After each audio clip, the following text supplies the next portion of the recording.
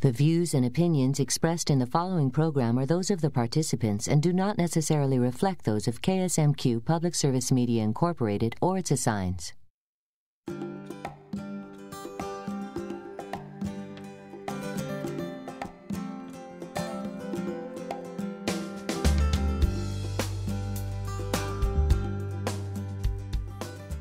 This week on Garden Connections, we're talking about how and where you can get ideas to inspire your garden. Is your green thumb ready? We're taking calls and questions. Stay with us.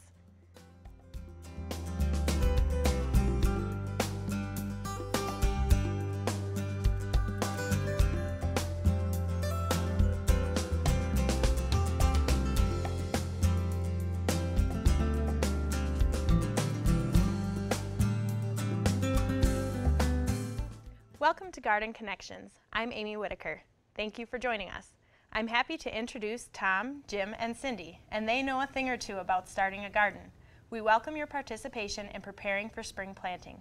Call in and pose your question. The number is there at the bottom of your screen. So, nice to have everybody back again this year. Well, when we're thinking about planting our garden, which I know is kind of hard this time of year in Minnesota, we look outside and at least the sun's been shining for a couple of days, but it's still plenty snowy. Where do we start looking for ideas for our gardens? First thing you're going to do is put your coat on, go outside, and look around your garden area, your yard, and see what's out there. And for me, there's not much because I think the rabbits ate all the bushes this year that I planted, so I think they're all gone. So I may have to rethink my garden process, but that's what this time of year is about. It's about, you know, looking out the window or getting outside and looking and saying, hey, maybe I'd like to do something in my front yard this year or do something more in the backyard. It's just a great time to sit back and just think about the garden and all those different things about it. See, all I have to do is ask my wife. She tells me what I'm going to fix this year. So, Cindy, oh, go ahead. No, go ahead. Cindy, what kinds of things are we looking for when we're looking at our yard? Right now, since I have an established garden, what I'm going to go out there and look at are my trees and shrubs and seeing what I'm going to have to repair, trim up. I won't know right now what I'll need to replace, but you know, that kind of thing. I'm going to be looking at my garden saying, okay, this area was pretty good, this one wasn't, so I'm going to maybe do some flip-flopping, and I'll get my paper and pencil out there and start doing some drawing. For those that are new to their home or haven't done a garden before and maybe want to, they're going to do some of the same things I'm doing too, looking at what they've got, what will need to be repaired or replaced. Also looking to see what my sun's situation is. My garden's been there for a while. I've got a big oak tree that's a lot bigger than when my garden started, so I might have to change my garden over from vegetables over here to maybe a shade garden. The person with the new garden is going to want to walk around. They're going to want to watch during the day to see where that shade is from any trees that they've got around there, because most of your... It's tougher now because there's no leaves, obviously. Right. So it looks like it's nice and sunny, but it's not. If you see the branches there, you know you're going to have leaves on them, and that's going to be a shade area. And for me, looking at my garden now, of course our garden is all in our front yard because our backyard is heavily shaded and we have gardens back there too, but it's about the front yard, and it's about being outside and seeing your neighbors and certainly, you know, for me too, it's you know, being out front, but also too it's gardening for wildlife and birds and rabbits and bird feeders and things like that. So those are the types of things that I'm looking at now too, is you know, how can I have maybe more food for the birds on the shrubs, like some of the cranberry bushes or things like that. And certainly too, the gardening part, the vegetable gardening, you know, what did we enjoy last year? And certainly focusing in on those things that we enjoyed. And too, some successes and some failures last year. You know, my cilantro, I didn't get I let it go to seed, and I shouldn't have done that. Then you had coriander. I did, yes. And I didn't know what to do with coriander. Shake those seeds in there. They're going to come up for you in the spring again. Yeah, but you got to keep trimming it, though, right? Okay. So anyway, it's doing those things right now. And maybe decide if you want to do a raised bed. Right. You know, if there's area where you can do a raised bed, start getting that stuff lined up, or do I have to till up an area, or am I going to do a raised bed or stuff like that? So what you're going to do is figure out what kind of gardening I want to do. And one thing that I picked up over in Europe, we went to visit one year, was they call it a yarden. The whole thing is part of the whole yard garden thing, and they just call it a yarden. And it's like, yeah, I like that. So figure out what kind of yarden you want. You know, do you want to go with mostly flowers? Do you want some vegetables? Jim's got a cool vegetable garden. It's along his driveway. That's where his son is, and that's where he grows his tomatoes. So Yes, yes. Even on some of the neighbors' little strip there, but And hopefully everybody stays on the driveway. it doesn't always happen either. But, Yeah. but anyway, yeah. I know in the wintertime, I like to look out my main windows, whether it's out my living room window or my dining room or my kitchen. I spend plenty of time at the kitchen sink and look at, it's all white. Where could I maybe use some color or some seed heads or something just to liven up shrubs. the winter landscape a little bit Right. too? Because obviously you can't plant anything new in the wintertime when you're thinking about it. So add it to your list for next year so that you can get it ready and have it for the following winter. And what better surprise than looking out the window and seeing a cardinal, or our neighbor has a crabapple tree, and this winter there was a pileated woodpecker in it, and just a magnificent bird. And just to see that, it really brightens up your winter, and you're providing food for the birds and wildlife. That looks nice against that white background, something fine like chickadee, Right. chickadee against the white looks so nice to me. Yeah. Yeah, something bright and colorful to make winter seem a little less long.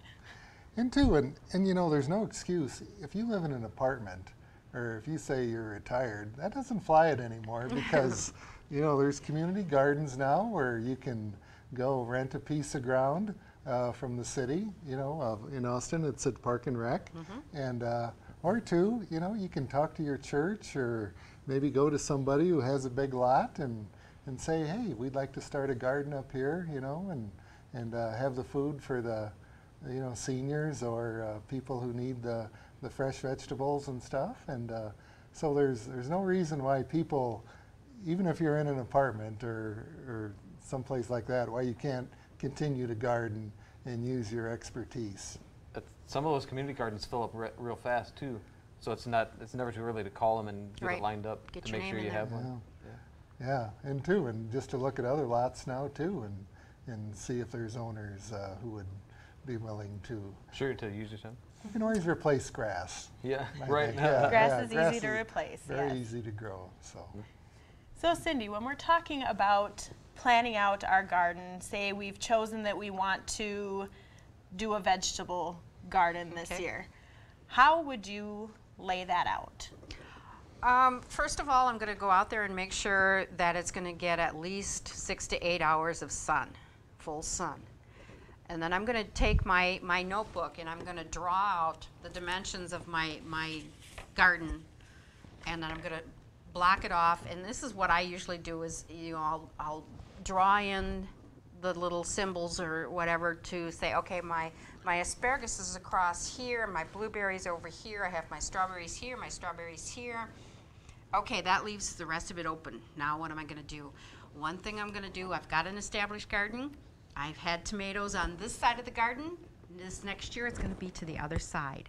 Anything that you can get, like the blights or any kind of like the powdery mildew, you kind of want to move those plants around your garden so you're not in the same spot every year, because it'll keep picking up those same problems. So if you can, especially if you have a big garden, you definitely have room to move them from side to side or area to area.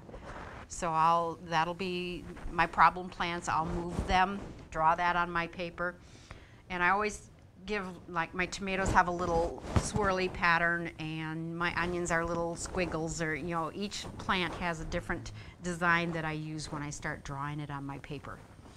And then I can, you can use graph paper, but mine, okay, that's about the size of my garden. Actually, mine is this way. And, I have a pretty good idea of how much space I need to leave on my drawing for these different things. Do you put the tall things in the middle then of the garden? Well, that's the other thing you got to look at is I'm looking at my garden and, okay, I want to have tomatoes. Tomatoes are great to have toward the back, so they're not putting shade on some of my other plants. So the tall things are going to be more toward the back. Especially with like sweet corn, something real tall like that, Right. they can really block it. Pole Or if you have a beans. fence there, sometimes the Yep. back is fenced, and you got to keep that in mind that that's going to cast a shadow. My asparagus across the back doesn't hurt anything because that's a spring crop, so by the time my other plants get that tall, they're pretty much done doing their thing anyway. Yeah. And too, certainly a good time to plan and did you have troubles with rabbits last year or little animals? Well, maybe you want to put onions around your garden or Marigolds. marigolds. Yeah, I know they're always so pretty.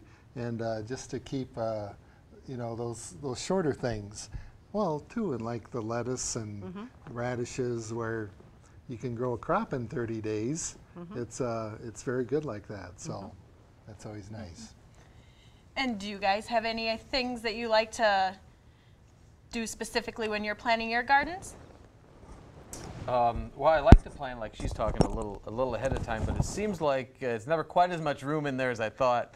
So you kind of shove the stuff together, or so it's also important to know what your favorites are. Make sure you make room for your favorite stuff, and then if you run out of room for something you're going to try new, maybe you have to do that next year or something like that. Yeah, exactly. I mean, what's your favorites? Maybe it's, of course we obviously think of tomatoes and herbs, but maybe you have a grandson or a son or daughter who loves potatoes, and my goodness, how many different colors of potatoes are there now, and different varieties and things like that to enjoy. So, and there it just keeps going. I mean, you like berries. I like Brussels sprouts. Oh yeah. Yes. I think it's always fun to pick one new Yes, thing yes. each year, something to try. I mean, you want to try everything, but if you Or a pick one different thing- variety. Yeah, just sometimes it's hard Like to do that. orange tomatoes. Yeah, orange Yes. tomatoes or green tomatoes.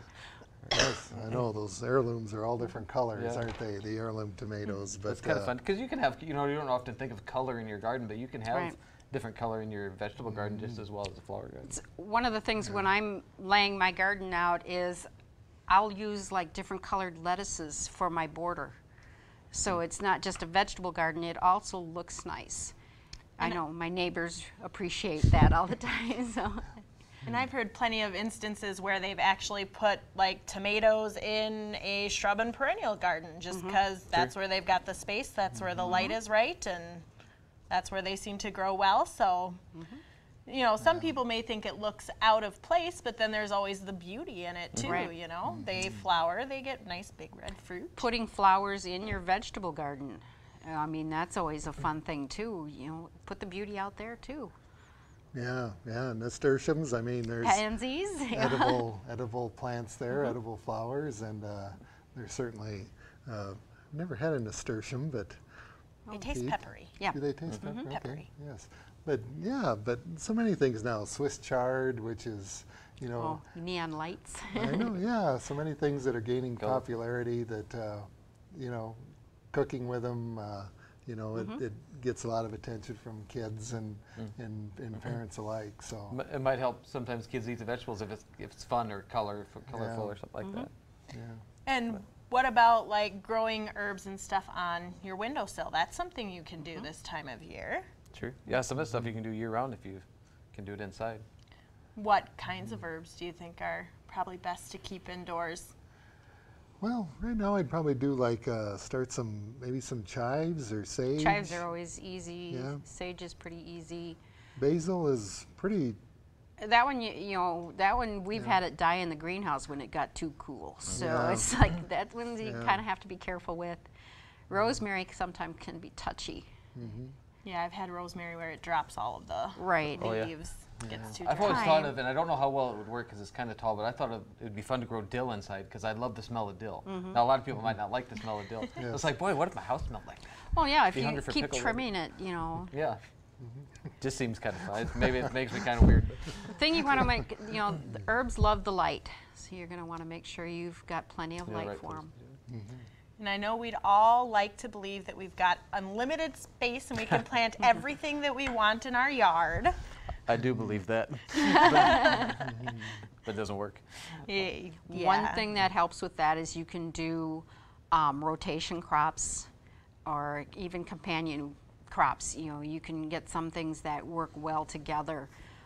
Planting your squash by your broccoli, because the broccoli will be out before the squash, you know, moves in too much. Radishes, I think you said radishes earlier, you know, they grow so Right. fast. Before that stuff moves over or stuff gets too tall or whatever, you can pull that out. But if your garden was too big and it got away from you last year with weeds, Cut back. maybe it means that, you know, yeah, cut it back this year a little bit. It's easy to grow grass. Maybe putting some like blueberry bushes or something in there where it'll take up some of that space. You put some mulch down there to take care of the weeds, and that should help you there too. And then blueberries have that beautiful red leaf in the fall, and it's really nice. Convert it from something you got to plant every year to something Sure. that. And maybe talk to your neighbors too, see what they've done well with. Or maybe they do really good with tomatoes, you have a hard time with tomatoes. So they grow the tomatoes, you grow the cucumbers, and you trade Share with them or something like that. We all know there's always plenty to go around, Right? right? Once they start harvesting, there's a lot. So ideas for planting your garden, where do you guys like to look? You know, once you've got your kind of idea of how you want to lay your garden out, or you know that you have this open space in your yard or that open space in your yard, how do you go about finding what you want to fill it? Seed catalogs. We can get all Yes. kinds of them here. You guys can hold them up. Kinds of famous ones we've all seen. A lot That of makes me different hungry looking at ideas, those. coupon offers that they come up with at this time of year. And one thing you can do is take the time to sit down and just look at the seed catalogs and get some ideas, and then go to one of your local stores and say, do you have this, and how does this work for this area? We're the ones, I mean, the local garden centers, you know, we get a lot of feedback every year from people, and we know what people buy, what they like, and, you know, it's just, we're just, I mean, and now's a great time to come in and talk because, And talking to other gardeners. yeah, there's lots of other gardeners around now too, and right now too, you can always tell a gardener, they are just bubbling, you know, when they walk into the garden center, they're so happy that Everything's out. Yeah, Looks like spring inside, but maybe not outside. yeah, that spring is actually coming, and And books too. You got some books here, or even the internet. You know, you can go and search particular things online. The University of Minnesota Extension always has a wealth of information out great. there. Just pick your topic and they'll have articles. Otherwise, there's the mnla.biz or the Northern Gardener website. Sometimes they'll even have a sample garden. I mean, here's an idea of how to lay a garden out, and they might actually have something there for you. So, Yeah, you could always start with a layout that somebody else has found works well, and then from year to year you can change it and personalize it for yourself. or two, you know, maybe even at some of the churches, you know, we know people who love to garden, and certainly to ask them is just an honor always. They always enjoy that so much, telling you their experiences with gardening and what they plant with different things. All right, we actually have a caller question. The question was basically on companion crops. What vegetables have you found that work well next to other vegetables or that work well together? see, I mentioned that and I left my sheet at work. Some of your companion plants are going to be like the squash with the broccoli or peas, where they move in as one moves out kind of thing. Rotation crops, you can start your peas and spinach early, harvest them, and you can replant and you know, keep it going, and you can get a fall crop then too. Sure. Certainly, Radishes, you can get a fall crop, yeah. Yep, radishes. So And kind of, oh, go and ahead, sweet Jim. corn and you know, squash and well, planting the sweet corn and then the squash and the pumpkins too that are gourds that grow in and around the sweet corn crop then too is also a good thing to do. Basil with tomatoes, planting the basil around. So. Yeah. So kind of trying to mix the things that grow quicker and maybe stay a little smaller with the things that maybe grow a little slower but end up getting a little bit bigger. That way that the smaller, faster things can be harvested out before the other things take up more space. Yeah, there's some things that don't do well in the hot part of the summer. You know, they're out of there in the spring. You've got that big open area. You can have something else in there that will take over that space. You know, tomatoes start off pretty small in the springtime, and you can get, you know, radishes around them until they get big enough. Well, and the last thing you want is like your cucumbers growing into your tomatoes, and then you're trying to harvest a tomato and you got all this vine stuff. Yep. So you got to think about it. It's hard to think that far ahead, but you know, what's this going to look like in 2 months? That's one thing too, is looking at your seed packets and seeing how much room they want. You know, you see some of them where they only need 15 inches, where, you know, your squash are going to take 7 or 8 feet. So you need to watch out for some of those things. And we also need to think about how long our growing season is. How many days would you say we've got as far as a growing season? well, our last frost would be around Mother's Day, May 12th, 15th, somewhere in there. And our first frost is September, About the middle of September. middle of September. So you can kind of So count that's, from there. was that about 4 4 months? About months? 120 days or somewhere in there, and Okay, so you probably want to stick with crops that are going to be 120 days or less to maturity, just to make sure you get a chance to enjoy them Great.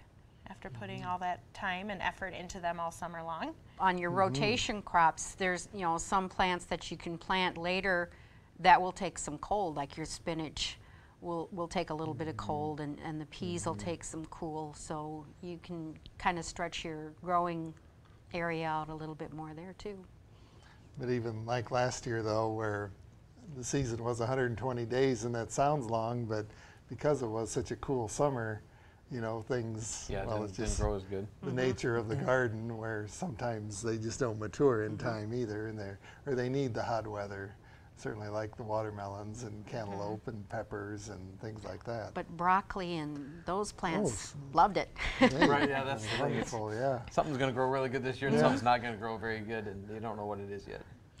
That's one thing too, is when you grow something, don't give up on it the first year, or it might be that it was just a bad year for that particular plant. So I know in my garden, lupins did okay, but the last 2 years they've been awesome. So. Do you guys have any good suggestions on books that might be good to look at for planting your garden beds? I know you've got quite an array up here, and wintertime is a great time to read, so. Just going out and taking a look at a library or something and seeing what's out there and what type of book you like, and then, you know, you've got gardeners that have some books that they might let you borrow. Going to a garden center, a lot of times we'll have some garden books that you can look at. But Yeah, you don't necessarily have to have a library of your own of gardening books. right. So And there are plenty of them out there. You can find 101 herbs, 101 veggies, 101 ways to plant your garden. Yeah, there's some that are generic and they're just about gardening and touch a little bit on 3-step everything. vegetable gardening. Yeah. All the, you know, it depends on where your interest is. You know, is it herbs or is it vegetables, or are you looking at maybe, we've got a book there, The Winter Garden. That's the one where you look out your window and see all white. Okay, what can I do to, you know, tweak that up, and you can make a winter garden. And certainly too, I mean, even like the butterfly gardens and things like that. I mean, Wildlife garden. yeah. How fun is it to go out and see, you know, butterflies or dragonflies, you know, in your garden or around a water area you have, and you know, that's good for the mind nourishment, I guess, to see those things and I certainly to enjoy love those. growing zucchini, so I'm maybe going to look for some zucchini cookbooks or something like that to, you know, what can I do? There you go. Look through your favorite cookbooks, find your favorite recipes, see what's in them, and Grow see that. what you Yeah, can you're grow right. yourself. There you go. Yeah. Not a Yeah, bad because you're going to idea. need something to do with them once you get them grown. Oh yeah. That's what Not neighbors everything's are good for. raw, right? Yeah, neighbors. give them away. Sometimes it gets to the point where you can't even give it away anymore. So any other tips on planting? Well, and there too, you know, well, certainly on planting and soil. We talk about this every show, but how important is soil in planting for your garden? Making sure you got really nice, rich soil, because if you don't, your garden may not produce well. It may have troubles with disease, and the plants will be stunted. So really make sure you got good soils. Taking that extra few hours to work in extra soil amendments really makes a big difference in the success of your garden. And, I don't think you can add too much compost to your garden, can you? It's just such a good thing to add every year. Add some more compost to your garden. I know, and like for me, I mean, you feel so successful when you're out in your front yard and your tomato plants are nice and tall and the neighbors are walking by and, you know. You always have to have something to show off to the Yeah, neighbors. yeah, my lawn isn't so good, you know. Look past that. A few weeds in the lawn, but They're the garden wildflowers. looks Yeah, nice. Yes. Well, and knowing what you're planting too, you said earlier about the length of time is some things maybe you have to start inside, or just decide you're going to buy them as a plant. Otherwise, that growing season, they just kind of get started. If you plant it by seed, they just kind of get started growing, Right. and then winter hits. But if you start them, you know, if they're started for 8 weeks, 6 or 8 weeks ahead of time, you just add that on to the end Your of the tomatoes and melons, peppers, things Yeah. like that. Some of the flowers, they need that little extra. and it gets you feeling like it's gardening time Yep. when you're inside playing in the dirt a little bit. Smelling the dirt. Yeah. That you know, I have so many people that walk out in the store. And, can I help you? And it's like, I just want to smell the dirt. So we want to plan it out, draw it out, do all of our resources through the winter time, and it's always fun to learn a little bit more. And for more information, log on to ksmq.org and click on Garden Connections. You can catch past episodes, join the blogs, and tell us about your garden experiences. Now that you have an idea what you want to put in your garden, tune in next week when we'll talk about preparing the soil for your garden and planning your planting list. I'm Amy Whitaker. See you next week.